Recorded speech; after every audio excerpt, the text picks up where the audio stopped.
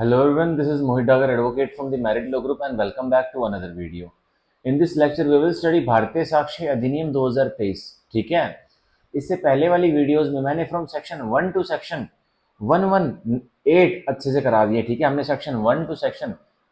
1 से लेकर सेक्शन 118 तक अच्छे से पढ़ लिए हैं भारतीय साक्ष्य अधिनियम के प्रावधान, और आज से हमें पढ़ने हैं सेक्शन 119 के बाद वाले प्रावधान. ठीक है, अब हमारे बहुत कम ही हमारे सेक्शंस बचे हुए हैं, तो इसमें टोटल अब हमारे एक सेक्शन सब टू देखता हूं मैं कहां तक सेक्शन है. ठीक है, तो हमारे भारतीय साक्ष्य अधिनियम में टोटल सेक्शंस हैं कितने हैं,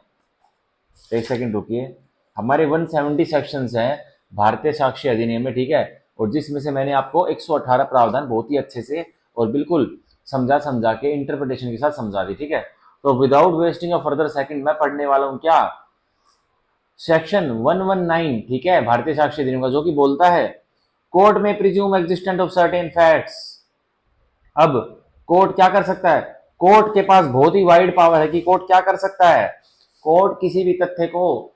प्रिज्यूम कर सकता है, किसी भी तथ्य को मानकर चल सकता है. मतलब कोर्ट कोई भी प्रिजम्पशन रेज कर सकता है, कोर्ट के पास बहुत ही वाइड पावर. अब देखिए, अब हम पढ़ते हैं सेक्शन 119 की बॉडी, जो कि बताती है सब सेक्शन 1, द कोर्ट में presume the existence of any fact. तो कोर्ट की डिस्क्रिशन है, कोर्ट की डिस्क्रिशन है. ठीक है, ये कोर्ट कर भी सकती है. ठीक है, मतलब कोर्ट की डिस्क्रिशन है कि कोर्ट मान भी सकती है और नहीं भी मान सकती, पर हम मान के चलते कोर्ट मान लेगी. क्या मान लेगी, द कोर्ट में प्रिज्यूम, द कोर्ट में प्रिज्यूम मतलब कोर्ट मान ही लेगी या नहीं मानेगी, तो कोर्ट की पावर है. क्या, the existence of any fact, कि एक तथ्य का अस्तित्व है. ठीक है, which it think likely to have happened, और कोर्ट मान लेगी कि एक तथ्य का अस्तित्व है और वो तथ्य हुआ ही होगा. ठीक है, वो तथ्य हुआ ही होगा. ठीक है, regard being had to the common course of natural events, पर एक संदर्भ में कोर्ट एक रिगार्ड भी रखेगी एक तथ्य की अस्तित्व को कि वो हुआ ही होगा उसके पहले मानने के लिए. क्या, regard being had to the common course of natural events, क्या वो तथ्य जिसका कोर्ट प्रिज्यूम कर रहा है, क्या वो नेचुरल इवेंट्स में, क्या वो नेचुरल इवेंट्स जैसे कि आमतौर पर एक व्यवहार, एक व्यापार, ठीक है, कोई प्रतिक्रिया चलती है, उसके तहत वो क्या हुआ होगा. तो कोर्ट अगर हाँ वो हुआ होगा, ठीक है, ऐसा नेचुरल इवेंट्स में, मतलब बिल्कुल नेचुरल इवेंट्स में, नेचुरल घटना में एक तथ्य हुआ होगा, तो क्या माना जाएगा कि कोर्ट भी उसको एग्जिस्टेंस, उसका अस्तित्व को प्रिज्यूम कर लेगी. अब देखिए, ह्यूमन कंडक्ट तो एक तथ्य का अस्तित्व, ठीक है, नेचुरल इवेंट में एक इंसान का व्यवहार है. ठीक है, क्या एक इंसान ने जिस समय उसने अपराध किया, क्या उसका यह व्यवहार था, ठीक है, जो कि वो व्यवहार पहले भी रखता है, मतलब उसका नेचुरल है वो व्यवहार, तो अगर हाँ उस समय था तो कोर्ट प्रिज्यूम कर लेगी. और देखिए, and public and private business, कोई जनता जनार्दन का, ठीक है, व्यापार, ठीक है, या फिर निजी व्यापार, ठीक है, उसके बारे में भी वो भी अगर ये भी कोई नेचुरल इवेंट्स में फॉल कर रहे हैं, तो उसको भी कोर्ट प्रिज्यूम कर लेगी. अब देखिए, in their relation to the facts of the particular case, और किस संदर्भ में मेल करेगी इन सारे नेचुरल इवेंट्स के, इन तथ्यों का, ठीक है, एक तथ्य के अस्तित्व के, कि वो in the relation to the facts, की इन इन जो ये हैं, जो नेचुरल इवेंट्स, ह्यूमन कंडक्ट, ठीक है, human conduct, public and private business, जो ये है, इनका रिश्ता क्या है उस तथ्य के साथ जिसका कोर्ट अस्तित्व मान रही है. ठीक है, ऑफ द पर्टिकुलर केस, हर एक केस में ये एक मतलब देखने का विषय होगा. ठीक है, तो कोर्ट के पास बहुत ही वाइड पावर होती है कि किसी भी फैक्ट को, किसी भी तथ्य के अस्तित्व को कोर्ट मान सकती है कि हाँ ये तथ्य हुआ ही होगा. ठीक है, पर वो बेशर्ते वो तथ्य कैसा होना चाहिए, नेचुरल इवेंट्स में, मतलब कोर्स में होना चाहिए नेचुरल इवेंट्स के. ठीक है, किसी वो तथ्य जिसका अस्तित्व कोर्ट मांग रही है, वो कोई ह्यूमन कंडक्ट होना चाहिए, या फिर वो क्या होना चाहिए, वो पब्लिक एंड प्राइवेट बिजनेस होना चाहिए, तो ही कोर्ट एक केस में, एक पर्टिकुलर केस में एक तथ्य का अस्तित्व मानेगी, वरना तो नहीं मानेगी. ठीक है, तो ये था हमारा सेक्शन 119 का सब सेक्शन 1. इसका इलस्ट्रेशन देखिए, द कोर्ट में प्रिज्यूम दैट, तो अब देखिए ये कुछ इलस्ट्रेशंस दे रखे हैं. ठीक है, इलस्ट्रेशन ए टू आई, ये बहुत सारे एग्जांपल्स दे रखे कि भाई कोर्ट क्या क्या प्रिज्यूम कर सकता है. तो देखिए इलस्ट्रेशन ए,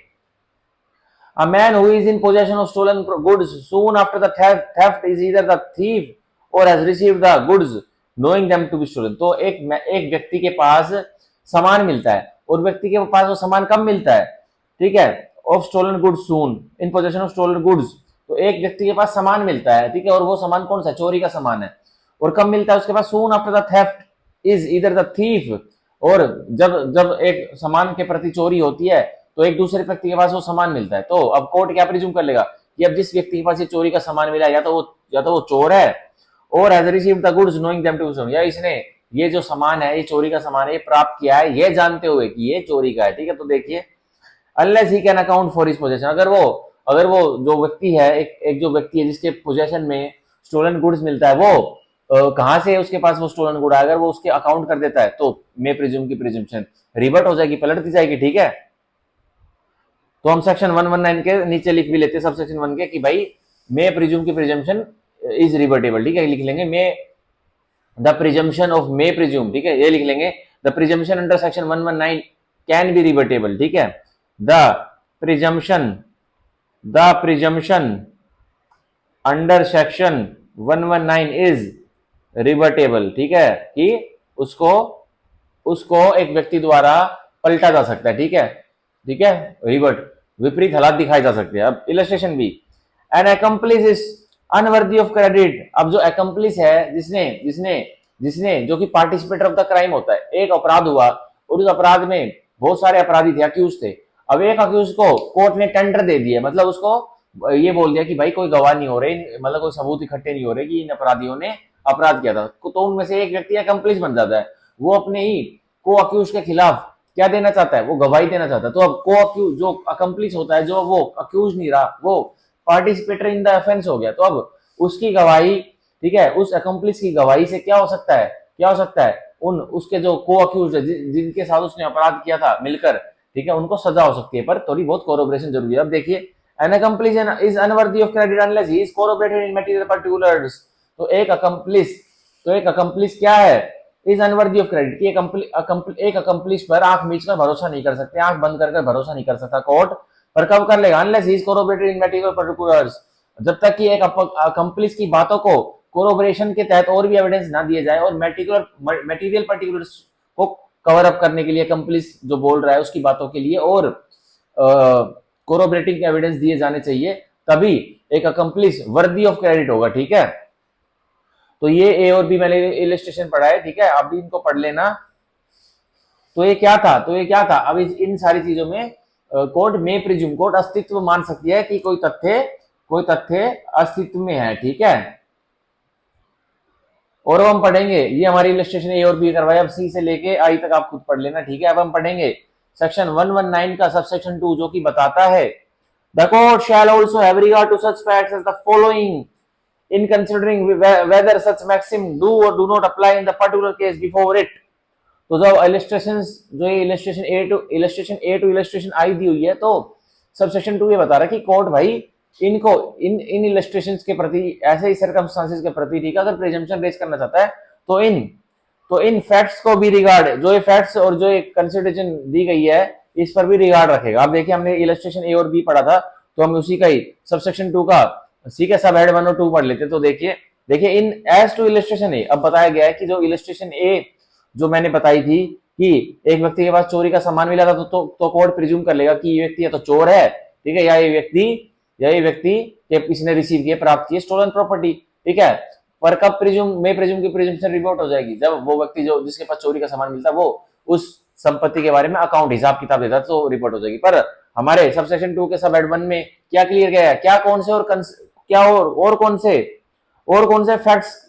से फैक्ट्स को कंसिडर विचार विमर्श करना पड़ेगा जब कोर्ट क्या मे प्रिज्यूम की प्रिजम्पशन रेज करेगी। तो देखिए as to illustration A, a shopkeeper has in the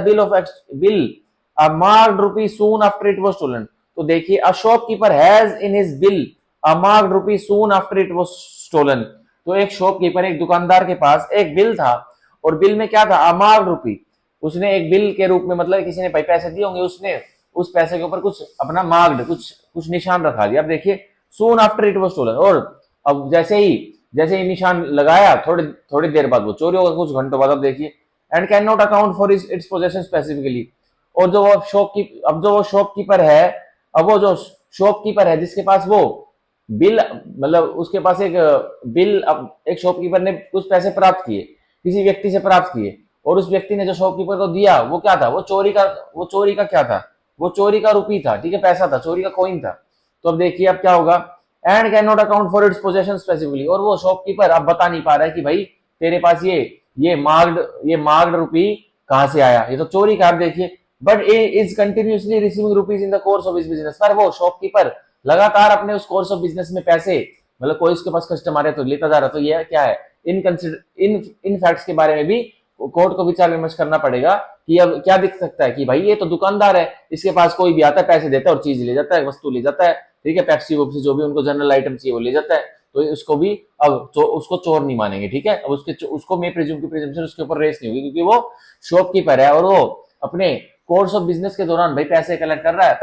है कस्टमर से और सामान दे रहा है, तो ये फैक्ट भी कोर्ट को कंसिडर करना पड़ेगा। तो इसमें मैं प्रिज्यूम की प्रिजम्पशन रेज नहीं होगी, ठीक है। तो वो शॉपकीपर को चोर का दर्जा नहीं दिया जाएगा, ना तो एक ऐसे व्यक्ति का दर्जा दिया जाएगा जो कि स्टोलन प्रॉपर्टी की पोजीशन में पाया जाता है और यह मानते हुए कि यह चोरी की संपत्ति, ठीक है। तो the court shall have regard as to such fact, तो regard as to such fact को आप अंडरलाइन कर लीजिए। In considering whether such maxim do और डू नॉट अप्लाई, तो कोर्ट को रिगार्ड संदर्भ रखना पड़ेगा कि क्या एक एग्जांपल पे, क्या एक इलस्ट्रेशन पे, क्या जो केस के सर्कमस्टांसेस हैं, तथ्य हैं, उन पर मे प्रिज्यूम की प्रिजम्पशन फिट बैठ रही है नहीं बैठ रही। तो ये जो सर्कमस्टांसेस उसको हालात, मतलब सारे जो विभिन्न तरह के और भी चीजें कनेक्ट होती हैं एक सर्कमस्टांसेस के साथ, वो भी कोर्ट को अपने मद्देनजर में रखनी होगी, ठीक है। सॉरी, अब हम पढ़ते हैं, देखिए सेक्शन 119 का सबसेक्शन 2 का सब एट 2, ठीक है। अब देखिए एज टू इलस्ट्रेशन बी, अब जो इलस्ट्रेशन बी मैंने पढ़ाई थी जिसमें क्या बोला गया था कि एक अकम्प्लिस, ठीक है, एक अकम्प्लिस अनवर्दी ऑफ क्रेडिट होता है जब तक कि उसको कोरोबरेटेड ना कर लिया जाए उसके मटेरियल पर्टिकुलर्स में। तो अब देखिए सब एट 2C के ऊपर है, as to illustration B a person of the highest character, तो एक व्यक्ति है जिसका की बहुत ही ऊंचा चरित्र है, is tried for causing a man's death by an act of negligence in arranging certain machinery। तो एक व्यक्ति है ए, उसके ऊपर मर्डर की ट्रायल चल रही है और उसने क्या, उसके ऊपर मर्डर की ट्रायल चल रही कि ए ने, ठीक है, ए ने क्या किया, नेग्लिजेंस, लापरवाही पूर्वक एक एक्ट किया, और इसके एक्ट से जब ये किसी मशीनरी के ऊपर एक एक्ट कर रहा था ए, ठीक है, उसने किसी और व्यक्ति की मृत्यु हत्या कर दी। तो अब देखिए be a person of equally good character, तो एक बी भी एक व्यक्ति है जो कि बराबर सामान्य उसका चरित्र है, जो कि एक है। अब देखिए who also took part in the arrangement, तो उसने, बी ने भी उसी अरेंजमेंट में, मशीनरी की अरेंजमेंट में पार्ट लिया था। पर देखिए describe precisely what was done, तो अब बी भी बताता, डिस्क्राइब करता कि हाँ ए ने भी जो मशीनरी की अरेंजमेंट में पार्ट लिया था और बी ने भी लिया था, बी भी उतने ही इक्वल कैरेक्टर का एक व्यक्ति है। तो अब बी बताता है, बी डिस्क्राइब करता है कि एक्चुअल में हुआ क्या था उस मशीनरी पे काम करते हुए। तब देखिए and admits and explain the common carelessness of A and himself, तो जो बी है, जो उसी चरित्र का व्यक्ति है, तो बी एडमिट कर लेता है, क्या कबूल कर लेता है कि क्या, और कबूल करके समझाता भी है। एडमिट्स एंड एक्सप्लेन मतलब कबूल तो करता है पर उनसे क्या गलती हुई थी उसके बारे में एक्सप्लेन भी करता है कोर्ट में। अब देखिए the common carelessness of A and himself, तो जो बी है वो अपने आप की तो जो केयरलेसनेस है उसको एडमिट और एक्सप्लेन करता है, पर साथ साथ किसकी भी करता है, साथ साथ किसकी भी करता है, ए की भी करता है। तो ये क्या होगा, अब जो इसमें बी है वो एकम्प्लिस है और इसमें ए है वो अक्यूज्ड है। तो अब क्या करता है बी, ए के हाथों से एक मृत्यु हो जाती है, और ए के हाथों से वो मृत्यु कब कैसे होती है, जब वो एक मशीनरी को अरेंजमेंट में एक मशीनरी पर काम कर रहा था, ठीक है, उस मशीनरी पर बी भी काम कर रहा था। अब बी भी सेम चरित्र का गुड करेक्टर का व्यक्ति है। अब बी को कोर्ट ने टेंडर दे दी। अब बी कोर्ट में क्या कर रहा है, बी कोर्ट में एडमिट कर रहा है, स्वीकार कर रहा है कि हाँ हमसे केयरलेसनेस हुई थी, ठीक है, लापरवाही हुई थी, और मैं वो एक्सप्लेन भी कर रहा है कि क्या हमारे हालात थे जिसके तहत हमने मशीनरी में हम काम कर रहे थे और एक व्यक्ति की मौत हो गई थी इस मशीनरी से। तो अब बी इसमें अकम्प्लिस है, अब और ए इसमें क्या, ए अक्यूज्ड है। तो यह मे प्रिज्यूम कोर्ट कर सकता है अगर कि बी की ये बातें अकम्प्लिस की ये बातें कोरोबरेशन आ जाए उसमें, ठीक है। तो ये था हमारा सब हेड 2, ठीक है, जो कि इलस्ट्रेशन बी के ऊपर सीधा सीधा मेंशन था, ठीक है। अब एक बार देखिए इलस्ट्रेशन बी के ऊपर एक और सेक्शन कनेक्ट होता है, तो मैं अभी आपको वो सेक्शन लिखवा देता हूं। देखिए वो सेक्शन है सेक्शन 138, ठीक है, सेक्शन 138 है वो सेक्शन। तो आप इलस्ट्रेशन बी के साइड में आप लिख लीजिए, ठीक है, सेक्शन 138, ठीक है, अकम्प्लिस और अकम्प्लिस क्या होता है अभी मैंने आपको बताया था, ठीक है, अ पार्टिसिपेटर इन एन ऑफेंस, ठीक है, अ पार्टिसिपेटर इन एन ऑफेंस, तो ये भी लिख लीजिए, अ पार्टिसिपेटर इन एन ऑफेंस, ठीक है, आप ये लिख लीजिए। तो ये था हमारा सेक्शन 119, तो इसको याद रखिएगा कि कोर्ट के पास बहुत ही वाइड पावर होती है कि कोर्ट किसी भी तथ्य को प्रिज्यूम करके बैठ जाता है। और अब कोर्ट ने प्रिज्यूम कर लिया तो अब क्या होगा, एक व्यक्ति को बताना पड़ेगा कि भाई मैं कैसे रिवर्ट करूंगा जो आपने कोर्ट साहब, आपने जज साहब में प्रिज्यूम कर लिया है। तो ठीक है, वो उसको क्या करेगा, डिस्प्रूव करेगा। ठीक है। तो ये था हमारा सेक्शन 119 जो कि मैंने आपको पढ़ा है, ये बहुत इंपॉर्टेंट सेक्शन है। तो सेक्शन 119 के गोला मतलब सर्कल लगा लेना और साइड में लिख लेना, इंडेक्स बेस बहुत इंपॉर्टेंट है। ठीक है, तो ये हमारा वो सेक्शन 119। तो आप जो सब हेड 3 है, 4 है, 5 है, 6 है, 7 है, 8 है, 9 है और 10 है। ठीक है, आप इनको जो इलस्ट्रेशन के C D E F G H आई इलस्ट्रेशन है ना, मतलब C से लेके आई इलस्ट्रेशन से और सब हेड 3 को और सब हेड 10 तक के सबसेक्शन 2 को कनेक्ट करते हुए चलना, आपको समझ में आ जाएगा। पर मैंने आपको मोटा मोटा बता दिया है सेक्शन 19 और 119 के बारे में, और आपको समझ में भी आ गया होगा। ठीक है, कि कोर्ट के पास बहुत वाइड पावर होती है, कोर्ट किसी भी तथ्य को प्रिज्यूम करके बैठ जाता है हाँ कि ये तथ्य अस्तित्व में है। ठीक है, तो ये था हमारा सेक्शन 119। हम पढ़ेंगे सेक्शन 120 हम पढ़ेंगे सेक्शन 120। ठीक है, जो कि बताता है presumption as to absence of consent in certain prosecution for rape. अब कोर्ट प्रिजम्पशन रेज कर देगा कि सहमति नहीं थी, और सहमति कौन से में नहीं थी, जब एक महिला का बलात्कार हुआ है तो महिला ने बोल दिया कि मेरी सहमति नहीं थी और इस व्यक्ति ने फिर भी मेरा रेप किया है, तो कोर्ट प्रिज्यूम कर लेगा कि महिला की सहमति नहीं थी। ठीक है, तो ये था हमारा सेक्शन 120 का इंडेक्स। हम बॉडी पर देखिए, in a prosecution for rape under subsection 2 of section 64 of the Bharatiya Nyaya संहिता। तो एक अभियोजन चल रहा है, एक मुकदमा चल रहा है, क्रिमिनल मुकदमा चल रहा है, और किस चीज का चल रहा है, रेप का। ठीक है, रेप अब सेक्शन 64 सबसेक्शन 2 में पनिशमेंट मिलती है, तो उसका एक अभियोजन चल रहा है। ये एक व्यक्ति ने बलात्कार किया। आप देखिए क्या होता है, where sexual intercourse by the accused is proved. तो उस रेप वाले जो अपराध था उसमें जो सेक्सुअल इंटरकोर्स था जो एक अक्यूज ने किया था एक महिला के साथ, उसको साबित कर दिया जाता प्रोसिक्यूशन द्वारा। आप देखिए, and the question is whether it was without the consent of the women. और अब प्रश्न उठ जाता है कि जो ये सेक्सुअल इंटरकोर्स था, क्या ये महिला की सेक्सुअल इंटरकोर्स में कोई सहमति नहीं थी। तो यह प्रश्न उठ जाता है। आप देखिए, टू हैव बीन रेप, जिस महिला का बलात्कार हुआ है, जो रेप्ड महिला है, उसकी क्या सहमति थी या नहीं थी, तो यह प्रश्न उठ जाता है। अब देखिए, पर सेक्सुअल इंटरकोर्स अब प्रूव्ड है। ठीक है, सेक्सुअल इंटरकोर्स तो साबित हुआ पड़ा है। ठीक है, तो अब देखिए क्या होगा, and such woman states in evidence before the court. और वो महिला जिसका जो कि विक्टिम है एक बलात्कार के केस की, वो महिला अपने गवाही में, अपने विटनेस में, ठीक है, अपने टेस्टिमनी में स्टेट कर देती, क्या कर देती है, बिफोर द कोर्ट, और कोर्ट के समक्ष क्या कर देती है, एविडेंस में, that she did not consent, की मेरी कोई सहमति नहीं थी। ठीक है, मेरी सहमति के विरुद्ध इस व्यक्ति ने मेरा बलात्कार किया था। ठीक है, तो अब देखिए, द कोर्ट शैल प्रिज्यूम, तो कोर्ट यकीनन मानकर ही चलेगा क्या, that she did not consent, की इस महिला जिसका बलात्कार हुआ इसने कंसेंट, इसने सहमति नहीं दी थी। ठीक है, तो कोर्ट शैल प्रिज्यूम की प्रिजम्पशन रेज कर लेगी। ठीक है, तो ये था हमारा सेक्शन 120 ऑफ दी भारतीय साक्ष्य अधिनियम। अब हम इसकी एक्सप्लेनेशन पढ़ेंगे। देखिए, in this section sexual intercourse shall mean any of the acts mentioned in section 63 of the Bharatiya Nyaya संहिता। तो जो बता रहा है हमारा सीधा सीधा सेक्शन 120 भारतीय साक्ष्य अधिनियम की स्पष्टीकरण ये बता रही है कि भाई जो इसमें वर्ड सेक्सुअल इंटरकोर्स है ना, मतलब जो सेक्सुअल एक्ट है, सेक्सुअल इंटरकोर्स जो वर्ड है, उसका मतलब जो हमारे जो भारतीय न्याय संहिता के सेक्शन 63 में जो क्लोजेस दे रखे हैं ना, close A B C D, जिसमें कि रेप बता रहा है, रेप कैसे बनता है, तो वही सेम वर्ड है सेक्सुअल इंटरकोर्स का, वही मतलब है। ठीक है, तो ये था हमारा सेक्शन 120 जो कि पेपर में इंडेक्स बेस पूछा जाता है कि भाई, तो इसमें कौन सी, ये पूछा जाता है कि भाई प्रोसिक्यूशन रेप का चल रहा है और महिला ने अपनी गवाही में बोल दिया कि शी डिड नॉट कंसेंट, तो कोर्ट कौन सी प्रिजम्पशन रेज करेगा, तो कोर्ट कौन सी प्रिजम्पशन रेज करेगा भाइयों, शैल प्रिज्यूम की प्रिजम्पशन रेज करेगा कि मतलब अब प्रोसिक्यूशन को कुछ साबित करने की जरूरत नहीं है, कोर्ट ने इस तथ्य को क्या कर लिया, अपने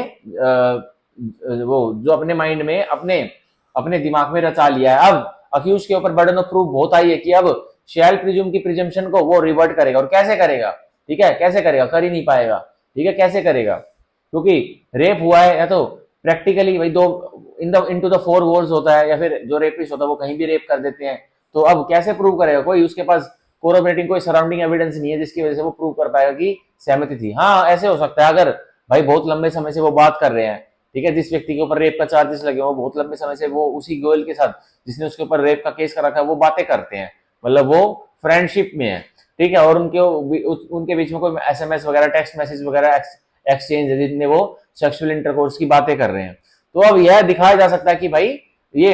एक दिन पहले रात को तो ये महिला सेक्सुअल इंटरकोर्स की बातें करती थी कि हम कल मिलेंगे और हम ऐसे ऐसे करेंगे, लेकिन उस अगले दिन वो मिले और जब इन्होंने सेक्सुअल इंटरकोर्स कर लिया कि और ये प्लानिंग कर रहे थे रात को कि करेंगे, तो अब जाकर इस महिला ने रिपोर्ट करवा दी। तो ये एक डिफेंस मिल सकता है कि भाई ये क्या था, कि महिला की सहमति हो भी सकती है, पर कोर्ट तो प्रिज्यूम क्या करके चलेगी अगर महिला ने बोल दिया अपनी गवाही में, अपने एविडेंस में कि उसकी कोई सहमति नहीं थी, तो कोर्ट शैल प्रिज्यूम, कोर्ट यकीनन मानकर ही चलेगी, मैंडेटरी कोर्ट को मानना ही पड़ेगा कि क्या महिला ने सहमति नहीं दी थी, ठीक है, उसकी सहमति के विरुद्ध उसके साथ बलात्कार हुआ है, ठीक है। तो ये था हमारा सेक्शन 120 ऑफ द भारतीय साक्ष्य अधिनियम, जो कि बहुत इंपॉर्टेंट था, ठीक है, और इससे क्वेश्चन बन सकती है, ठीक है, इससे क्वेश्चन बनते हैं, ठीक है। और हम यहाँ सेक्शन 120 के साइड में शैल प्रिज्यूम लिख लेंगे ताकि हमें याद रहे कि भाई इसमें शैल प्रिज्यूम की प्रिजम्पशन रेज होती है, ठीक है। तो ये था हमारा सेक्शन 120 जो कि मैंने आपको बहुत अच्छी तरह समझाया। अब हम अपने भारतीय साक्ष्य अधिनियम के नेक्स्ट चैप्टर में चलेंगे, ठीक है, जो कि है चैप्टर 8। तो चैप्टर 8 हमारी किसकी बात करता है, एस्टोपल की बात करता है। तो हमारा जो चैप्टर 8 है उसमें सेक्शन 121, 122 और 123 ये एस्टोपल की बात करते हैं। तो हम अब एस्टोपल पढ़ेंगे, ठीक है। हम चैप्टर 8 एस्टोपल को आज पूरा पढ़ेंगे। देखिए और लिख लेते हैं कि 121 से लेके 123 तक है एस्टोपल, ठीक है। सिर्फ सेक्शन 121 में एस्टोपल की परिभाषा दे रखी है, पर 122 में एस्टोपल को और एलोबरेट कर रखा है और 123 में तो और ज्यादा भी एलोबरेट कर रखा है, ठीक है। तो हम ये वाले सेक्शन पढ़ेंगे आज वाली क्लास में, और फिर हम 121, 122 और 123 पढ़ के आज की क्लास खत्म कर देंगे, क्योंकि एस्टोपल हमारा बहुत ही इंपॉर्टेंट टॉपिक है, ठीक है। तो इससे पहले मैं पानी पी लेता हूं।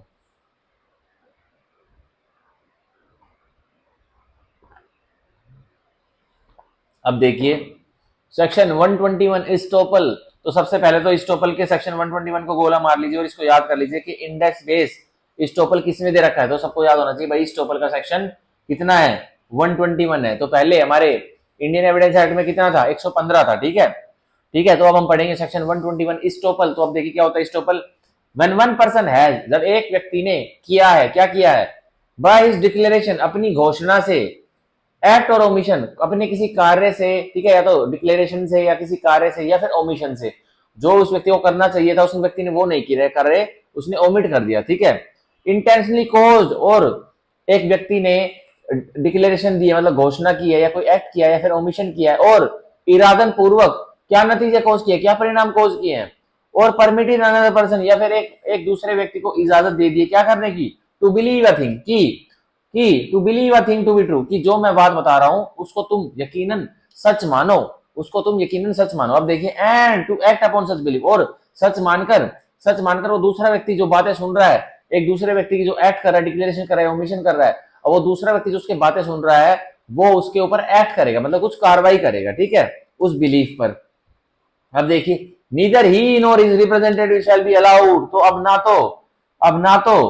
ना तो वो व्यक्ति जिसने डिक्लेरेशन किया था, कोई एक्ट किया था और किसने ओमिशन किया था, और एक व्यक्ति को कुछ बातें बताई थी, ठीक है, कुछ एक व्यक्ति को एक थिंग बताई थी, कोई चीज बताई थी, जो कि थिंग इंटेंशनली वो व्यक्ति जो बात है डिक्लेरेशन एक्ट और ओमिशन कर रहा था उसने बोला, उसने ऐसा दर्शाया कि वो अगला व्यक्ति उसको सच माने और उसके ऊपर अपनी लीगल करेक्टर को अल्टर कर ले, ठीक है। अब देखिए क्या होगा। अब जो जिस व्यक्ति ने डिक्लेरेशन एक्ट और ओमिशन किया था ना, और एक दूसरे व्यक्ति को एक बात बताई थी, जो कि उसने दूसरे व्यक्ति ने वो सच मानकर अपनी उस बात को सच मानकर क्या किया, अपनी लीगल करेक्टर को अल्टर कर लिया। तो अब देखिए neither he nor his representative shall be allowed. तो ना तो अब वो डिक्लेरेशन देने वाला और ना तो अब जो डिक्लेरेशन देने वाले का कोई एलआर है, कोई रिप्रेजेंटेटिव, ना तो वो अलाउड, उनको इजाजत नहीं मिलेगी किस चीज की, इन एनी सूट, किसी भी सूट में, सिविल सूट में, और प्रोसीडिंग, या फिर कोई प्रोसीडिंग में, प्रक्रिया में, ठीक है। प्रोसीडिंग कौन सी हो सकती है, obviously execution proceeding, appeal, revision, ये वाली। अब देखिए between himself and such person और हिज रिप्रेजेंटेटिव, या तो अब कोई सूट चल रहा है या फिर कोई प्रोसीडिंग चल रही है उस डिक्लेरेशन, जो जिस व्यक्ति ने डिक्लेरेशन दी थी उसके बीच में, और उस व्यक्ति के बीच में जिसने एक डिक्लेरेशन को सुनकर अपनी लीगल करेक्टर को अल्टर कर लिया था उसके बीच में, ठीक है। एंड सच पर्सन और हिज रिप्रेजेंटेटिव, या फिर जिस व्यक्ति ने डिक्लेरेशन दी थी, एक्ट किया था, कोई ओमिशन किया था, उसके लीगल रिप्रेजेंटेटिव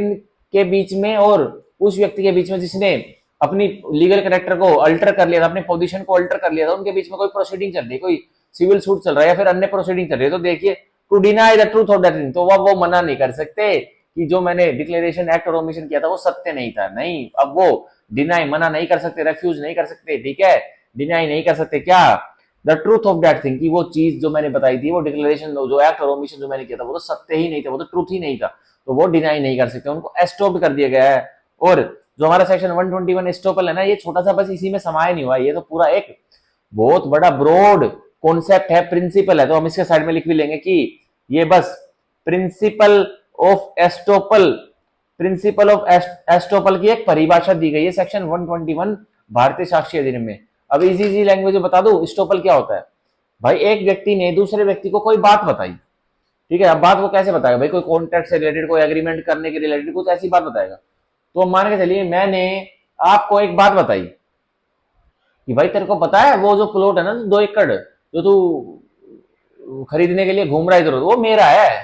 ठीक है। तो उस व्यक्ति ने जिसको मैंने ये बात बताई, आपको मैंने जो बात बताई, आपने उसके ऊपर मेरी उस बात को सच मान लिया। सच कैसे माना भाई, मैंने बताई वो 2 एकड़ जमीन मेरी है, तो आपने आप उसको खरीदने के लिए भी उत्सुक हो, आपने बोला है भाई आपकी है, मगर हाँ भाई मेरी है। तो उसने क्या किया, इस बात को सच मान लिया आपने, मतलब ठीक है। और अब क्या किया, और सच मानकर आपने अपना लीगल कैरेक्टर अल्टर कर लिया। अब लीगल कैरेक्टर आप अल्टर कैसे करोगे, अब भाई मैं सिंपल मोहित हूं और आप व्यक्ति हो, आपका नाम जो भी है आप हो, ठीक है। और अब मैंने आपको बताया कि भाई 2 एकड़ जो लैंड आप ढूंढते फिर रहे हो खरीदने के लिए, वो मेरा है। और हालांकि एक्चुअली वो लैंड मेरा नहीं है, ठीक है, लेकिन आपने यह मेरी बात सुनकर अपने इस बिलीफ पर आपने अपनी पोजीशन को अल्टर कर लिया। पोजीशन आप अल्टर कैसे करोगे भाई, आपने सोचा कि आपने कॉन्ट्रैक्ट कर लिया मेरे साथ और मैं बन गया सेलर और आप बन गए बायर। तो अब हम लीगल कैरेक्टर में घुस चुके हैं ना। जैसे ही लीगल कैरेक्टर में एंट्री हो जाती है तब स्टॉपल का काम आता है। अगर लीगल कैरेक्टर ही नहीं बने हैं तो भाई स्टॉपल भी कुछ नहीं कर सकता, ठीक है। तो अब एक्चुअल में फिर हमने एक मतलब मैंने और आपने कॉन्ट्रैक्ट कर लिया, ठीक है। अब हम लीगल कैरेक्टर में घुस चुके हैं और फिर हमने 2 महीने बाद की एक डेट ऑफ एग्जीक्यूशन, मतलब जो जिस दिन फाइनली प्रॉपर्टी की पोजेशन देनी है मैंने आपको और मैंने पैसे वसूल पाने हैं रजिस्ट्री वाले दिन, मैंने क्या किया, मैंने वो आपने और मैंने कॉन्ट्रैक्ट में वो डेट बुक कर ली कि हाँ भाई उस डेट पे आ जाएंगे और हम अपने रजिस्ट्रार के ऑफिस में रजिस्ट्री करवा लेंगे, ठीक है, डॉक्यूमेंट्स बनवा लेंगे और आपको मैं पोजेशन दे दूंगा। अब क्या होता है, इन मीनवाइल 1 महीने बाद ही आपको पता लग जाता है कि वो मोहित है ना जिसके साथ मैंने 2 एकड़ लैंड खरीदने का कॉन्ट्रैक्ट करा था, वो तो उस लैंड का मालिक है ही नहीं। तो आप मेरे ऊपर केस कर देते हो। तो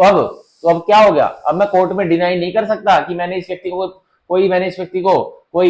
डिक्लेरेशन, कोई एक्ट या फिर कोई किसी ओमिशन से इसको मैंने बताया नहीं था कि ये जमीन मेरी नहीं है। नहीं, अब आपके ऊपर अब एस्टॉपल लग चुका है। आप,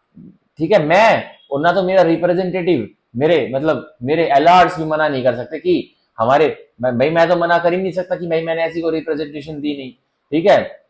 तो अब ना तो और मेरे एलआर मना कर सकते कि हमारे पापा ने कोई रिप्रेजेंटेशन नहीं दी थी, ठीक है। तो हमें एस्टॉप कर दिया गया by the virtue of principle of estoppel के तहत, ठीक है। तो अब क्या होगा, कोर्ट मेरे को बोलेगी, जब उस व्यक्ति ने आपने मेरे ऊपर केस किया कि भाई अब मेरे को जमीन चाहिए, आपने तो तब तो बोल दिया था कि वो जमीन मेरी है, पर आपके पास वो जमीन आपकी है ही नहीं, पर आप मेरे को अब जमीन उस व्यक्ति से जिसकी वो एक्चुअल में है ना उससे खरीद के दो। अब हमारा मान के चलिए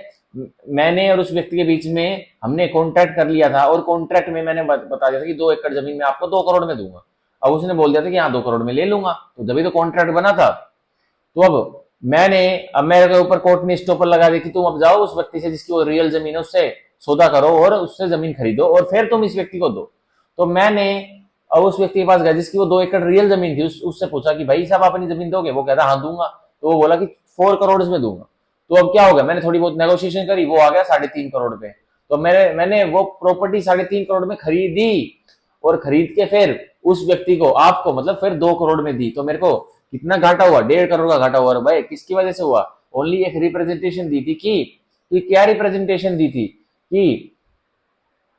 कि एक रिप्रेजेंटेशन से आपने अपना लीगल कैरेक्टर बदल लिया था और आप एक लीगल कैरेक्टर, सेलर वाले लीगल कैरेक्टर में आ गए थे और आपने मेरे साथ कॉन्ट्रैक्ट कर लिया था, ठीक है। तो आप क्या बन गए थे, मैं प्रोमिसर बन गया था कि मैं भाई आपको अपनी जमीन दूंगा, ठीक है। और आप प्रोमिसी बन गए थे कि आप मेरी जमीन खरीदोगे, ठीक है। और कंसिडरेशन क्या थी, भाई मैं आपको जमीन दूंगा और आप मेरे को पैसा दोगे, ये कंसिडरेशन थी, ठीक है। पर एक्चुअल में मेरा प्लान क्या था, जो कि जमीन मेरी है ही नहीं पर मैं आपको जमीन बेच रहा हूं, मेरी ये थी कि आपसे जो मैंने 2 करोड़ रुपए जो वसूल पाए हैं, मैं 1.5 करोड़ में 1.5 करोड़ में उस जमीन के असली मालिक को 1.5 करोड़ रुपए पकड़ा दूंगा और उससे जमीन ले लूंगा और मेरा 50 लाख का मुनाफा हो जाएगा। पर यहाँ बात ही उल्टी हो गई, यहाँ बात ही उल्टी हो गई। अब क्या रिवर्स बात हो गई कि अब मैं उस जमीन को 3.5 करोड़ में खरीद पा रहा हूँ, तो अब स्टॉपर लग गया मेरे ऊपर, इसलिए ही अब मेरे को वो वादा, अब मेरे को प्रॉमिस पूरा करना पड़ेगा। अब मैं डिनाई नहीं कर सकता कि मैंने तो ये रिप्रेजेंटेशन दी ही नहीं थी। No no no, you are stopped, ठीक है। तो ये था हमारा सेक्शन 121, ठीक है। अब हम पढ़ेंगे इसकी इलस्ट्रेशन जो कि बताती है A intentionally and falsely leads B to believe that certain land belongs to A। तो अब A इरादा पालकर और झूठ बोलकर क्या करता है, B को बहकाता है, लीड करता है क्या, कि B यकीन कर ले, क्या यकीन कर ले, that certain lands belong to A, कि ये एक सर्टेन लैंड किसकी है, ए की है। मतलब मैं ए हूं और मतलब मान के चलिए कोई ए है, वो ए झूठ बोल रहा है, इरादे से झूठ बोल रहा है बी को कि बी यह मान ले कि वो पर्टिकुलर एक जमीन है, लैंड है, वो ए की है। तो अब देखिए, and thereby induces B to buy and pay for it. और क्या करता है, अब ए इंड्यूस कर लेता है, ठीक है, बहला लेता है, फुसला लेता है बी को, और क्या कहता है, thereby induces B to buy and pay for it, कि बी अब उसे खरीद ले और उसके लिए पे कर दे। अब देखिए, the land afterwards becomes the property of A. तो अब क्या हुआ, इन रियल में बी ने तो पैसे पे किए, पर अब लैंड किसकी प्रॉपर्टी बन गई है, प्रॉपर्टी बन गई है ए की, ठीक है। अब देखिए, and A seeks to set aside the sale on the ground that at the time of the sale he had no title. अब ए कोर्ट में केस डाल लेता है कि जिस समय सेल डीड एग्जीक्यूट हुई थी, ठीक है, ए के पास तो कोई टाइटल ही नहीं था, ठीक है, जो बी ने मतलब जो जमीन के बदले पैसे दे दिए थे, अब ए उसका मालिक बन गया है। अब ए सेल डीड को सेट असाइड करवा रहा है कि भाई जो बी ने जिस समय पैसे दिए थे उस समय जो मैं था वो तो मालिक ही नहीं था, मेरे पास कोई टाइटल नहीं था। अब देखिए, he must not be allowed to prove his want of title। तो अब उसको अलाउ नहीं किया जाएगा कि वो अपने टाइटल की जो खामी थी, जो पहले जो उसके टाइटल में खामी थी, वो उसके पास उसकी टाइटल में कोई खामियां थी, कोई कमी थी, तो उसको कोई भी मौका नहीं दिया जाएगा कि वो उस टाइटल में खामी को साबित करे, ठीक है। तो ये था हमारा प्रिंसिपल ऑफ एस्टोपल का एक छोटा सा एग्जाम्पल, जो कि सेक्शन 121 एस्टोपल का इलस्ट्रेशन था, ठीक है। तो मान के चलिए अब मैं हूं, ठीक है, मोहित, और मेरे पिताजी है। अब मैं क्या करता हूं भाई, सारी प्रॉपर्टी, सारी सेपरेट प्रॉपर्टी मेरे पिताजी के नाम है, मेरे फादर साहब के नाम है। तो मैं क्या करता हूं, किसी एक थर्ड पार्टी से एक कॉन्ट्रैक्ट कर लेता हूं कि भाई जो हमारी अहमदाबाद में 2 एकड़ लैंड है ना, मैं आपको दे दूंगा, मैं करता हूं, और प्रॉपर्टी एक्चुअल मेरे पापा की है। तो अब वो जिस व्यक्ति से मैं डीलिंग करता हूं वो कहता है भाई ठीक है मोहित आप दे दीजिए अहमदाबाद में जो आपकी प्रॉपर्टी है। तो वो मैं उसको 5 करोड़ में उसका कॉन्ट्रैक्ट कर लेता हूं। अब क्या होता है, वो जो व्यक्ति है वो मेरे को पैसे भी दे देता है, पर अब क्या होता है भाई, एक्चुअली वो प्रॉपर्टी तो मेरी है ही नहीं, पर अब क्या हो, उस व्यक्ति ने केस डाला ना मेरे ऊपर स्पेसिफिक परफॉर्मेंस का, किसी भी चीज का, तो मेरे पापा को प्रॉपर्टी देनी पड़ेगी, क्योंकि क्या मेरे को मैं बाध्य हूं प्रिंसिपल ऑफ एस्टोपल की वजह से, ठीक है। सॉरी, तो ये था सेक्शन 121 एस्टोपल जो कि मैंने आपको पढ़ाया। तो सेक्शन 121 के साइड में आप एस्टोपल के साइड में एक छोटा सा पॉइंट बना के लिख लीजिए, legal character is must of both the parties to apply estoppel, ठीक है, लिख लीजिए, legal character is must to establish to apply principles of estoppel. आप ये लिख लीजिए, ठीक है, कि भाई लीगल कैरेक्टर पार्टीज का मस्ट है, तभी प्रिंसिपल्स ऑफ एस्टोपल के तहत स्टॉप्ड किया जाएगा एक व्यक्ति को कि वो अब जो उसने डिक्लेरेशन दी थी उससे पीछे नहीं हट सकता, ठीक है। तो ये था हमारा सेक्शन 121। हम पढ़ेंगे सेक्शन 122 ऑफ दी भारतीय साक्ष्य अधिनियम, जो कि बताता है estoppel of tenant and of licensee of person in possession. तो अब स्टॉपल लग रहा है किसके ऊपर, टेनेंट के ऊपर, ठीक है, और लाइसेंसी ऑफ पर्सन इन पोजेशन। तो ये सेक्शन 122 का इंडेक्स था, बॉडी पढ़ते देखिए, no tenant of immovable property, तो कोई भी किराएदार, और वो किराएदार किसका, किसी अचल संपत्ति का, ठीक है। अब देखिए, और person claiming through such tenant, या कोई और व्यक्ति है जो उस टेनेंट किराएदार के बिहाफ पर क्लेम कर रहा है, किसे क्लेम कर रहा हूं, ऑब्वियसली लैंडलॉर्ड से। अब देखिए, शैल, तो इनको शैल मैंडेटरी है कि इनको अलाउ नहीं किया जाएगा, क्या, shall during the continuance of the tenancy, कि जब तक किराएदारी चल रही है किराएदार की, ठीक है, और एनी टाइम देयर आफ्टर, या किराएदारी के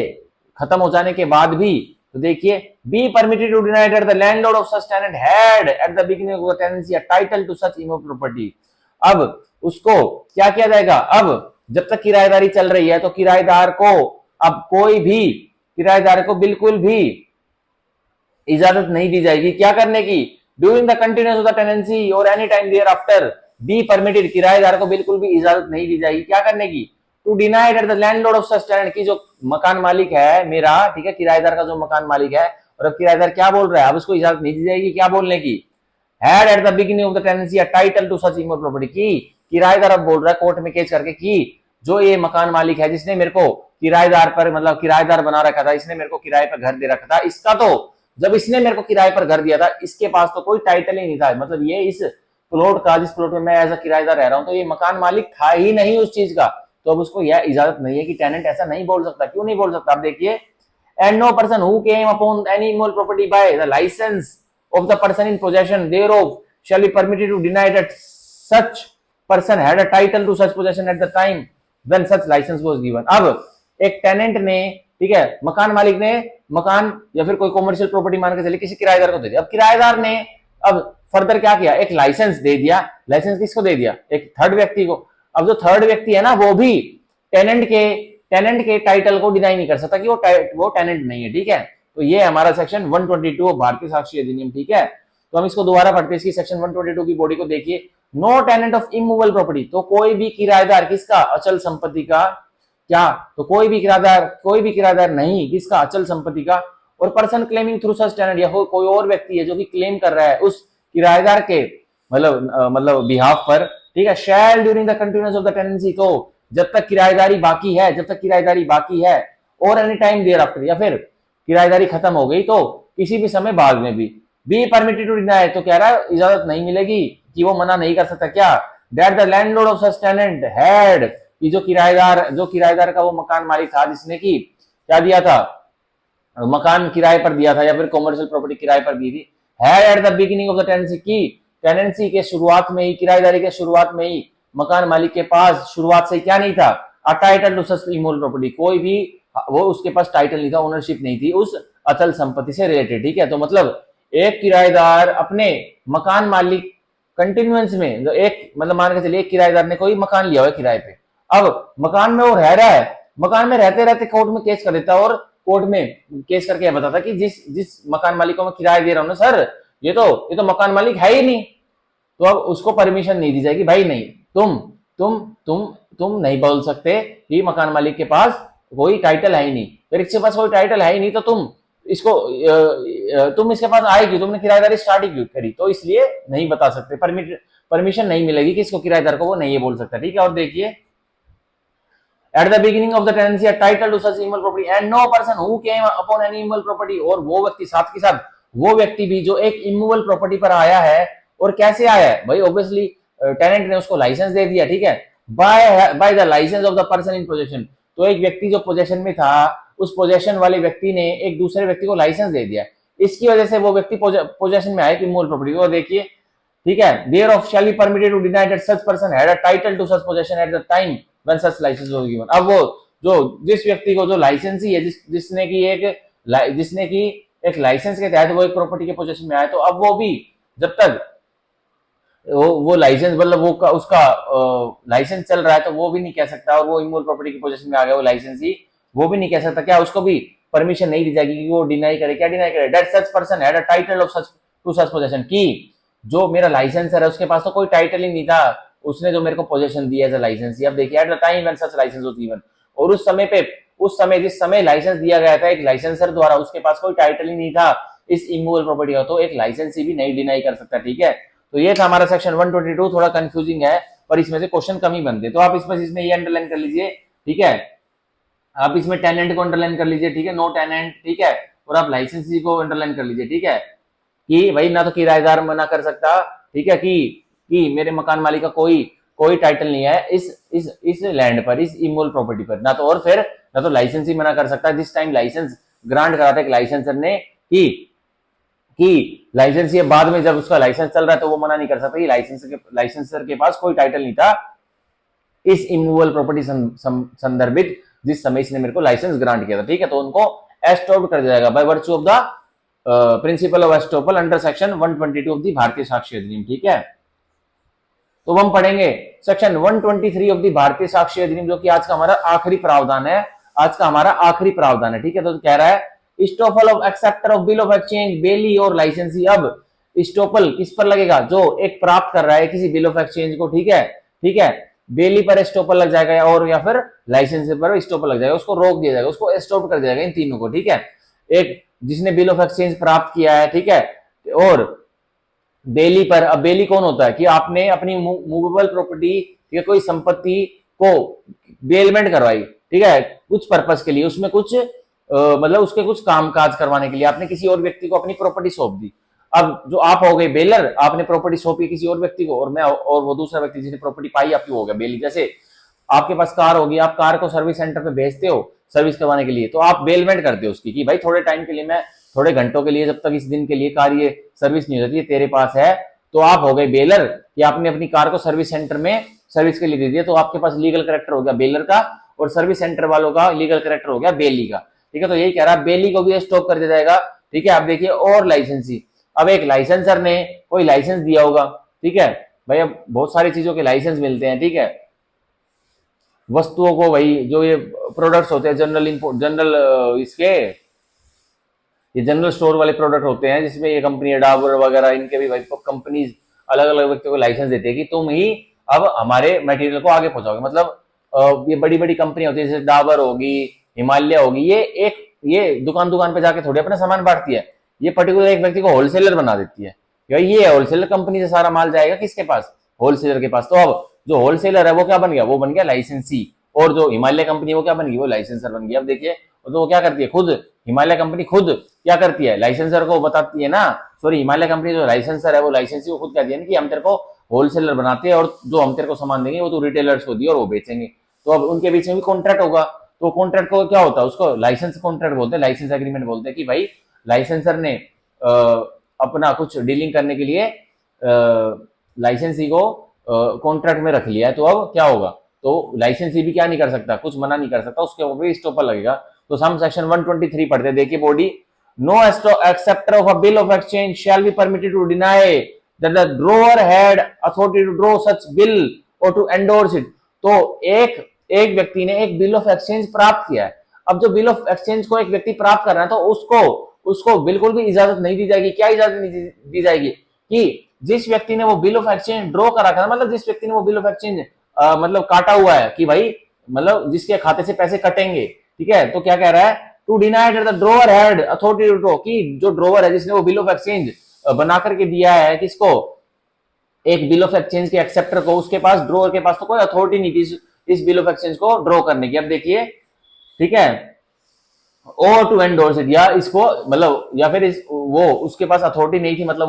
वो एक्चुअल में वो व्यक्ति नहीं था जिसको ड्रॉ करना था, या फिर एंडोर्स इट। तो मतलब मान के चलिए, अब रिलायंस जो कंपनी है भाई, रिलायंस जो मान के चलिए जियो जो कंपनी है उसके, अब उसके अथॉरिटी मेन मेंबर कौन है भाई, मुकेश अंबानी है। अब मुकेश अंबानी या तो खुद किसी व्यक्ति को बिल ऑफ एक्सचेंज दे देते हैं इन एक्सचेंज ऑफ भाई कोई सर्विसेज मुकेश अंबानी ने ली होगी अपनी जियो के लिए, तो अब मुकेश अंबानी खुद एक व्यक्ति को क्या कर देते, बिल ऑफ एक्सचेंज दे देते कि भाई जो हमने सर्विसेज ली थी ये तुम्हारा सारा पैसा रहा, और अब इसको चेक को लगाओ और अपने पैसे ले लो बैंक से, ठीक है। तो अब वो व्यक्ति जिसको मुकेश अंबानी ने बिल ऑफ एक्सचेंज दिया है, उसने प्राप्त कर लिया, एक्सेप्ट कर लिया, वो व्यक्ति भाई मना नहीं कर सकता कि मुकेश अंबानी के पास अथॉरिटी नहीं थी उस बिल ऑफ एक्सचेंज को ड्रॉ करने के लिए, ठीक है। और या फिर और टू एंडोर्स इट, अब या मुकेश अंबानी के भाई इतने सारे जियो के इतने सारे मैनेजर वगैरह हैं, किसी मैनेजर को मुकेश अंबानी ने अपनी अथॉरिटी दे रखी थी कि भाई ये अपने ये सारे हमारी कंपनी के बिल ऑफ एक्सचेंज है, तुम जिसको पेमेंट देनी तुम इसके ऊपर एंडोर्स करके मतलब सिग्नेचर करके दे देना। तो वो व्यक्ति जिसने प्राप्त किया है बिल ऑफ एक्सचेंज, वो उस एंडोर्समेंट जिस व्यक्ति ने की है मुकेश अंबानी के बिहाफ पे, उसको भी वो मना नहीं कर सकता कि तेरे पास भी कोई अथॉरिटी नहीं थी कि तू इस बिल ऑफ एक्सचेंज को ड्रॉ कर सके। अब देखिए और क्या होगा, नॉर शैल एनी बेली और licensee be permitted to deny that the bailor और licensor had at the time when the bailment और licence commence authority to make such bailment और ग्रांट सच लाइसेंस। और अब आखिरी में क्या कहा जाता है, नोर नहीं तो किसको, एक बेली को, और नहीं तो एक लाइसेंसी को भी अथॉरिटी है कि वो व्यक्ति कि वो ये दोनों व्यक्ति लाइसेंसी और बेली ये भी डिनाई नहीं कर सकते। क्या डिनाई नहीं कर सकते, डेट हिज बेलर और लाइसेंसर, कि जो बेली का बेलर है कि बेलर के पास, या फिर जो लाइसेंसी का लाइसेंसर है, क्या eight the time when the bailment और लाइसेंस कमेंस, की जिस समय से बेलमेंट शुरुआत हुई थी, बेलमेंट की कमेंसमेंट हुई थी, ठीक है, या फिर जिस समय से लाइसेंस की शुरुआत हुई थी, authority to make such bailment और ग्रांट सच लाइसेंस, कि उनके पास कोई अथॉरिटी नहीं थी या फिर उसके पास कोई भी लाइसेंस नहीं था कि वो इनको इनको क्या कर सके, in the favour of belly और लाइसेंसी के फेवर में इनको दे सके। तो अब बेली और लाइसेंसर के ऊपर, बेली और लाइसेंसी के ऊपर भी स्टॉपर लग रहा है कि वो जिस समय से बेलमेंट और लाइसेंस का एग्रीमेंट कॉन्ट्रैक्ट चालू हुआ था, तो वो बेली और लाइसेंसी डिनाई नहीं कर सकते कि बेलर और लाइसेंसर के पास कोई अथॉरिटी नहीं थी। ठीक है भाई, अथॉरिटी थी तभी दिया है तेरे को, अब तू बाद में मना नहीं कर सकता। ठीक है, तो ये था हमारा सेक्शन 123। इसमें हम मार्क कर लेंगे क्या, no acceptor of bill of exchange shall be permitted, ठीक है, to deny that the drawer had no authority, drawer had no authority को डिनाई अंडरलाइन कर लेंगे। ठीक है, और बेली और लाइसेंसी को अंडरलाइन कर लेंगे। ठीक है, और to make authority to make को अंडरलाइन कर लेंगे। ठीक है, सच बेलमेंट और grant such license at that time. ठीक है, जिस समय एक बेलर ने बेलमेंट मतलब दी थी, बेलमेंट मतलब अपनी कोई वस्तु एक बेली को दी थी, उस समय तो बेली ने ले ली। अब बाद में जब बेलर लेने गया अपना सामान, तो अब बेली डिनाई करा कि तेरे पास जिस समय तूने मेरे को एक चीज दी थी ना काम करवाने के लिए, तेरे पास तो कोई अथॉरिटी नहीं थी, मैं तेरे को नहीं दे रहा सामान। नहीं, अब डिनाई नहीं कर सकता भाई तू। अब मान के चलो मैं जो कार चलाता हूँ भाई, वो मेरे पापा के नाम है। ठीक है, वो मेरे पापा का नाम है, पर मेरे पापा मेरे को बोलते हैं कि भाई तू सारे दिन कार चलाते इसकी सर्विस भी करवा लेगा। तो एक दिन मैं महिंद्रा के शोरूम में सर्विस करवाने चला गया। अब मैंने सर्विस करवाने के लिए अपनी कार महिंद्रा के एम्प्लॉइज को सौंप दी, तो मैं बन गया बेलर और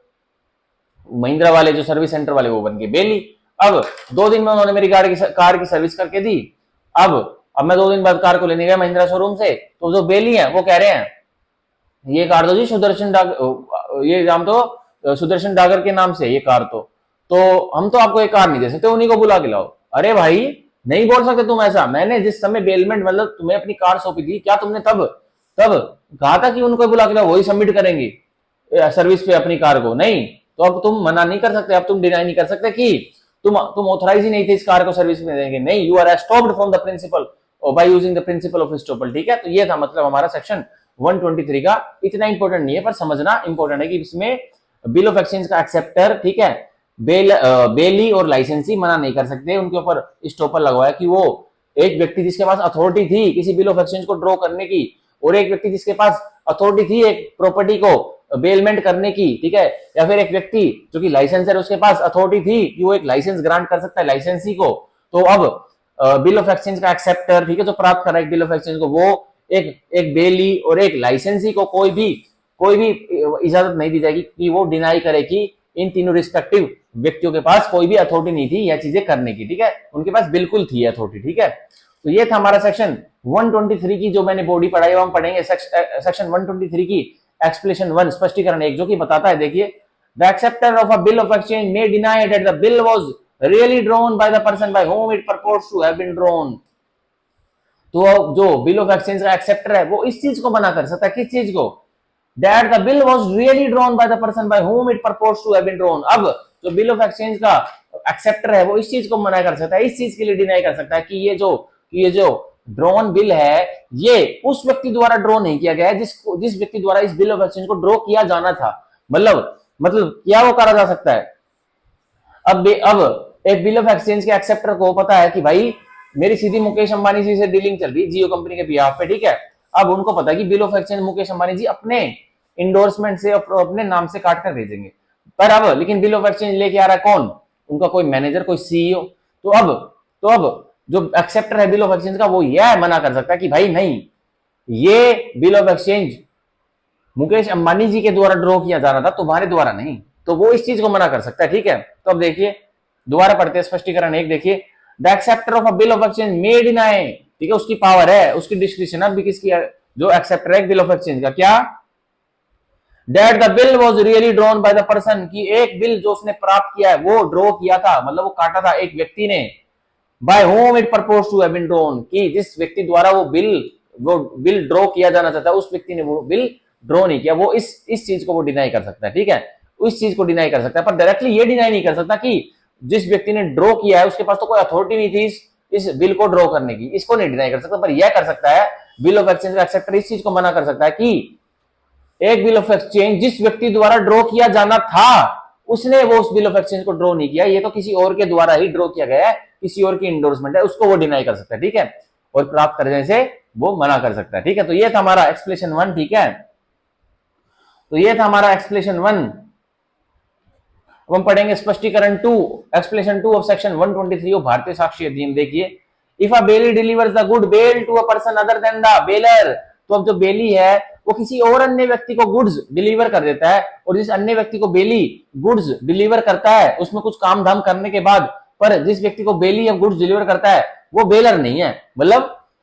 बेलर के अलावा किसी व्यक्ति को बेली गुड्स डिलीवर कर देता है। और देखिए, he may prove that such person had a right as to them as against the bailor, तो अब बेली को साबित करना पड़ेगा क्या, कि बेली को साबित करने का पड़ेगा क्या, कि भाई बेली को यह साबित करना पड़ेगा कि जिस व्यक्ति को मैंने गुड्स डिलीवर किए ना, उस व्यक्ति की इन गुड्स पर राइट थी, इस बेलर की नहीं थी, ठीक है, एज अगेंस्ट द बेलर, ठीक है, उसकी नहीं थी। तो अब एग्जांपल्स, एक्सप्रेशन 2 से हमारा ये स्कॉर्पियो वाला एग्जांपल जो मैंने लिया था कि भाई मेरे पापा के नाम हमारी कार है, ठीक है, अब उस कार को मैं यूज करता हूं, अब उस कार को मैं ले गया महिंद्रा के सर्विस सेंटर, महिंद्रा के सर्विस सेंटर में ले जाके मैंने उसको अपनी कार को सर्विस के लिए दे दी, मैंने बेलमेंट कर दी, ठीक है, तो मैं हो गया बेलर और वो सर्विस सेंटर वाले हो गए बेली। तो अब क्या हो गया, अब क्या हो गया, अब मैं 2-4 दिनों के लिए चले जाता हूँ भाई के इधर उधर चंडीगढ़ वगैरह, तो मेरे पापा जाके क्या कर देते हैं, जाके महिंद्रा के शोरूम में चले जाते सर्विस सेंटर में और कहते हैं भाई वो कार हो गई सर्विस, ठीक है, मेरा बेटा छोड़ के गया था, तो वो कहते हैं जी अच्छा वो, हाँ जी वो सर्विस होगी, जी आपके नाम ही है गाड़ी, तो मेरे पापा कहते हैं हाँ मेरी है, देख ले आईडी रही और ये कागज रही गाड़ी के। तो वो जो बेली हैं जिनको मैंने, मोहित ने कार दी थी, बेलमेंट करी थी, अब बेली ने मेरे पापा को कार डिलीवर कर दी, मेरे पापा को कार डिलीवर कर दी, तो अब ये क्या है, अब तो ये तो घर जैसी बात है, पर अब देखिए, तो अब मैं, अब इन द कॉन्सिक्वेंस क्या होगा, मैं चंडीगढ़ से आ गया और मेरे को, मैं सीधा घर नहीं गया, मैं सीधा कार उठाने महिंद्रा के सर्विस सेंटर पे चला गया। अब मैं देखता हूँ, मैं उनको पूछता हूँ भाई कार दे के गया था 7496 क्या रहा उसका, वो कहते हैं अरे बाबूजी ले गए उसको, तो मैं कह रहा है बेलमेंट मैंने दी, बेलर मैं हूं, तुम बेली हो, तुमको मेरे को देनी चाहिए थी या फिर उनको देनी चाहिए थी। तो अब जो बेली है, जो महिंद्रा के शोरूम वाले हैं, वो साबित करेंगे कि क्या, कि तुम्हारे प्रति मोहित जी, आपके प्रति भी, आपके विरुद्ध भी उस ओरिजिनल बेलर, उस व्यक्ति की राइट थी इस गुड्स पर। तो अब वो बेली भी डिनाई कर सकता है मेरी, किसको, मेरी जो ओरिजिनल बेलर था उसकी राइट को, क्योंकि उसके टाइटल हो, क्योंकि क्या डिनाई कर सकता है, क्योंकि भाई जो एक व्यक्ति गुड्स, जिसने बेली ने जिसको गुड्स डिलीवर किए हैं, उस व्यक्ति की राइट थी उस गुड्स के ऊपर, तभी हमने उसको दी है। अब वो ऐसा मना कर सकते हैं मेरे को डिलीवरी देने से, वो डिलीवरी कैसे देंगे जब मेरे पापा ले ही गए तो कार को, ठीक है, तो ऐसा अब बेली कर सकते हैं, पर बेली को क्या साबित करना पड़ेगा, that such person had a right to them, कि जो व्यक्ति को अब बेली ने डिलीवरी दी है और वो व्यक्ति जिसको डिलीवरी दी है वो व्यक्ति बेलर भी नहीं है, तो अब बेली को साबित करना पड़ेगा that such person had a right to them, कि जिस व्यक्ति को अब डिलीवरी दी गई है उसके पास उन गुड्स का अधिकार था लेने के लिए, ठीक है, एज अगेंस्ट दैट बेलर, की बेलर का भी अधिकार था, पर बेलर अधिकार किससे डिराइव करके लाया था, सीधा सीधा ओरिजिनल बेलर से, ठीक है, तो वो बेली को साबित करना पड़ेगा, ठीक है। तो ये था हमारा एक्सप्रेशन 2, जिसमें हम ओनली मार्क कर लेते हैं ही में प्रूव, तो ही इसमें क्या है, बेली है इसमें ही, और बेली को क्या प्रूव करना पड़ेगा, मे prove that such person had a right to them as against the bailor, ठीक है। तो यह हमारा हुआ सेक्शन 123 की एक्सप्लेनेशन 1 और 2। इसके तहत हमारी आज की क्लास भारतीय साक्ष्य अधिनियम की खत्म होती है, जिसमें कि मैंने आपको कौन कौन से सेक्शंस पढ़ाए, सेक्शन 119, 120, 121, 122, 123, मैंने आपको आज 5 प्रावधान भारतीय साक्ष्य अधिनियम के बहुत अच्छी तरह से पढ़ा दिए, ठीक है। अब कल वाली क्लास में हम पार्ट 3 ऑफ भारतीय साक्ष्य अधिनियम का चैप्टर 9 ऑफ विटनेसेस, भाई अब गवाहों के ऊपर क्या हमारी भारतीय साक्ष्य अधिनियम के रूल्स रखते हैं, वो कल अब कर से पढ़ना चालू करेंगे, जो कि है सेक्शन 124 से लेके बाद वाले प्रावधान, तो 124 से लेकर 139 तक, ठीक है। तो हम लिख भी लेते हैं 124 से लेकर 139 वाले प्रावधान हम अगली चंक में पढ़ेंगे, ठीक है। तो पूरा तो कल नहीं हो पाएगा, वो फिटनेसेस वाला चैप्टर 9 भी हम 2 क्लासेस में इसको पूरा करेंगे, पर आज की क्लास हमारी खत्म होती है, जिसमें दोबारा मैं बता रहा हूं, मैंने आपको आज पढ़ाया सेक्शन 119, जिसमें कोर्ट के पास बहुत वाइड पावर होती है कि वो कोर्ट किसी भी तथ्य के अस्तित्व को में प्रिज्यूम मतलब मान करके चल सकती है, ठीक है। फिर मैंने आपको पढ़ाया सेक्शन 120, एक महिला का बलात्कार होता है, तो महिला ने अगर कोर्ट में अपनी गवाहियां दे दी कि उसकी सहमति नहीं थी, ठीक है, जब उसके साथ सेक्सुअल इंटरकोर्स किया, जो कि रेप में कन्वर्ट हो गया है, तो अगर महिला ने अपनी गवाही में बोल दिया that she did not consent, तो कोर्ट शैल प्रिज्यूम क्या कर लेगा, कोर्ट मानकर ही चलेगा कि हाँ महिला की कोई सहमति नहीं थी, ठीक है। तो ये 120 था। अब 121 में मैंने आपको पढ़ाई स्टोपल की परिभाषा, फिर 122 पढ़ा, फिर 123 पढ़ा, ठीक है। तो आज मैंने आपको 5 प्रावधान भारतीय साक्ष्य अधिनियम के कराए बहुत अच्छी तरीके से, ठीक है। तो अब हमारी क्लास यहीं खत्म होती है। अब कल वाले लेक्चर में हम सेक्शन 124 के बाद वाले प्रावधान पढ़ेंगे, ठीक है। तो आज के लिए बाय बाय, यही क्लास खत्म होती है। तो अगर कोई भी डाउट हो तो आप ईमेल मेरा डिस्क्रिप्शन बॉक्स में या फिर जो मेरी बायो है उसमें लिखा होगा, ठीक है। तो आप वहां से देख सकते हो और मेरे को मैसेज कर सकते हो। मैं आपके हर डाउट को क्लियर करने की कोशिश करूंगा, ठीक है। So bye bye, take care, thank you, bye bye, bye bye, thank you, bye bye.